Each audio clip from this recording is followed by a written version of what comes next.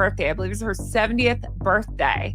So, once again, their privacy. Kris Jenner and Kim Kardashian deleted photos posing with the Sussexes from Instagram. Well, Meghan's upset plenty of people and possibly embarrassed Prince Harry by not wearing a poppy alongside her husband at Kris Jenner's 70th birthday party. How the tables have turned, and she's not as clever as she thinks. Yeah. She doesn't get that this is not good for her brand. Yeah. The royal family are meant to honour the fallen on a solemn remembrance weekend in the UK, but the dumb, traitorous Prince Harry and his grinning wannabe instead chose to honour a Kardashian 5,000 miles away. No interest in duty. If you thought Meghan Markle's Hollywood return was finally working out, guess what?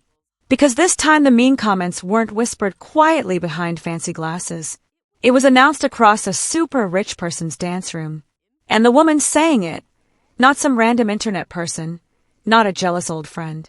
It was Adele, the British queen of singing, and clearly of perfectly timed public insults. Imagine this. Kris Jenner's 70th birthday celebration. A $165 million Beverly Hills house shining like a jewel filled with famous people, so important the invited list looked like a money magazine. And then Meghan enters glowing, grinning, believing this is the evening Hollywood finally announces, "Welcome back, Duchess." But she didn't realize that across the space Adele had just changed the group feeling to freezing cold. Because when Meghan showed up, every sparkle in that space turned icy. And the meanness that happened, it wasn't just quiet, it was planned. So, what actually happened inside Kris Jenner's celebration that left Meghan Markle embarrassed in front of Hollywood royalty? Stay with me, because this tale burns slow and freezes fast. I just think it points to things just getting worse and worse with Harry and Meghan whenever they go out. I mean, it seems like every single time they go out together, there are problems. The second Meghan and Harry walked out of that vehicle, you could already sense the awkwardness. She appeared like she was trying out for Casino Royale. He appeared like he'd rather be in Prison Break. Her grin was super bright, his expression pure fear. And that hold. Her hand squeezed around his shoulder like she was pulling him toward greatness. This wasn't just another celebration. This was Kris Jenner's special guests-only group Olympics, where every person is wealthy, famous, or helpful. And Meghan believed she was all three. But the feeling, freezing cold. Halfway through the space, quietness, faces turned, talking dip. Not, "Ooh, royalty's here." More like, "Oh, they really showed up." And that's when Meghan understood Hollywood might grin for pictures, but it never forgets who failed on Netflix. Wait, what? And you can see it in the paparazzi footage as Prince Harry leaves this event, is that he's not happy about it. Proof number one, the Mariah insult. Just weeks before the celebration, Mariah Carey was questioned if she'd met any royals. Did she talk about Meghan? Nope. She jumped right over her and answered, "Fergie, a royal who hasn't been important since flip phones." Translation, Mariah would rather mention a retired troubled person than recognize Meghan Markle. So at the celebration, when Meghan tried to make eye meeting, Mariah didn't move. No grin, no hey girl, just a nice ignoring in high heels. The kind of quietness that hurts harder than talking ever could. The British veterans. And then on our most important day, Remembrance Sunday, he goes to a tacky party with the Kardashians. He can't even bother to procure his disrespectful wife a goddamn poppy. It's a stinking news. Proof number two, the Martha situation. Martha Stewart, queen of returning in quiet damage. Months before the celebration, she was questioned about Meghan. Her response, "I wish she knows what she's doing." In Martha language, that means one thing. She totally doesn't. And that feeling carried into the evening.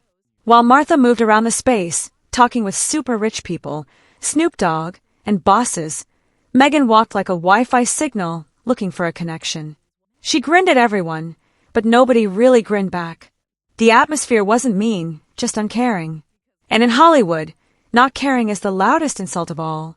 And that's the problem. And this is why I think their reputation is so soured in Hollywood, because we have to also remember a lot of people don't want anything to do with them. Proof number three, the Adele disaster. Ah yes, the situation the internet can't stop replaying. Adele, rarely spotted at celebrations, almost never caught in trouble, was there drinking her beverage, glowing unbothered.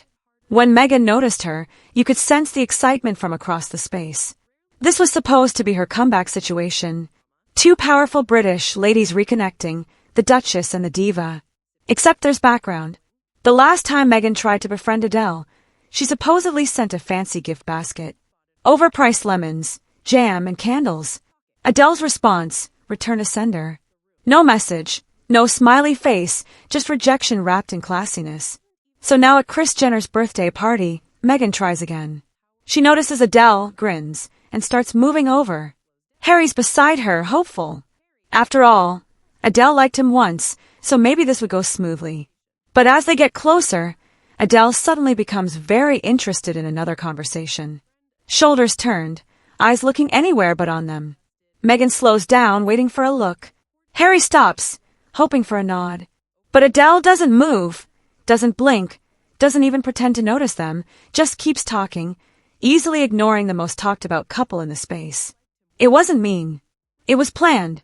A masterclass in polite walls. And it hit harder than any public announcement ever could, because when Adele turns away from you in a space full of cameras, that quietness becomes the headline. And that wasn't even the weirdest part. This complete debacle of Prince Harry and Meghan Markle's making has made them even more toxic in Hollywood than they were before, and that is saying something. The next morning, TikTok went crazy. Videos of Adele accidentally ignoring Meghan got millions of views. Hashtags like hashtag Adele Unbothered and hashtag Montecito Meltdown were popular before breakfast. One viral post read, Adele saw Meghan coming and suddenly remembered the words to go easy on me, but not the Duchess herself. Another, Meghan tried to network. Adele tried to nap. Even joke pages joined in. Side-by-side pictures of Adele holding her beverage like a weapon of peace. Someone wrote it, when you return the jam, but she still shows up. And under all that noise, one reply hit hard. Hollywood doesn't ghost you. It freezes you out in clear sight. Would you trust her if you saw that video? Comment below. Just, like when Meghan didn't want to be seen with Jessica Mulroney. The karma here is just so thickly ironic. I love it. By sunrise, the pictures had gone viral, and they showed two very different stories. Harry appeared miserable, eyes blank like he wanted to disappear. Meghan appeared excited, like she was still performing for a group that had already logged off. Insiders whispered that the stress was real, that Harry felt stuck. Another Hollywood event he didn't want, another PR show he didn't agree to. Meanwhile, Meghan saw it as her return night. Except come back to what the business wasn't watching in amazement. It was watching in interest. Because behind the polite grins, Meghan's fame was fading. Her Spotify deal gone. Netflix numbers down. Her new lifestyle company delayed again. And the whispers from inside the space were mean. She's still trying to play the main character in a show that got cancelled. Hollywood doesn't hate you. It just gets bored. A couple of horrendous pictures of Prince Harry and Meghan Markle. One where he looks awkward as hell, clearly drunk. Another where it looks like Kim Kardashian herself is actually mocking Meghan Markle and the bump holding. While Meghan was chasing camera lights in Beverly Hills, something meaningful was happening across the Atlantic. Prince George, calm, collected, learning the rules of royalty on Remembrance Sunday, standing straight beside his father, respecting his grandmother's history. In that situation, two timelines split like a movie combination.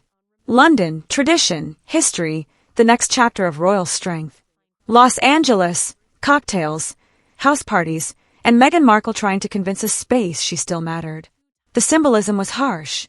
One prince rising, one prince fading, and the difference couldn't be clearer. Duty versus drama, purpose versus PR, respect versus importance.